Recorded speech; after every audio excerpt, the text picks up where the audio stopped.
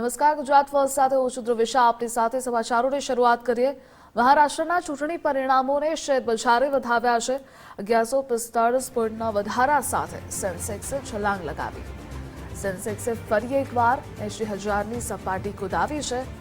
353 પોઈન્ટના ઉછાળા સાથે નિફ્ટી પણ 24,000ને પાર પહોંચી છે. મહારાષ્ટ્રના જે પરિણામો આવ્યા, ચૂંટણીના પરિણામોની જાહેરાત થઈ અને ત્યારબાદ આજે પરિણામોની અસર શેર બજાર પર પણ જોવા મળી. મોટી ઉથલપાથલના સંકેતો જોવા મળી રહ્યા છે અને આજે ચૂંટણી પરિણામોને શેર બજારે વધાવ્યા છે. 1145 પોઈન્ટના વધારા સાથે સેન્સેક્સે છલાંગ લગાવી.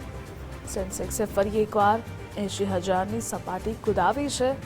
353 પોઈન્ટના ઉછાળા સાથે નિફ્ટી પણ 24,000ને પાર પહોંચી ચૂકી છે.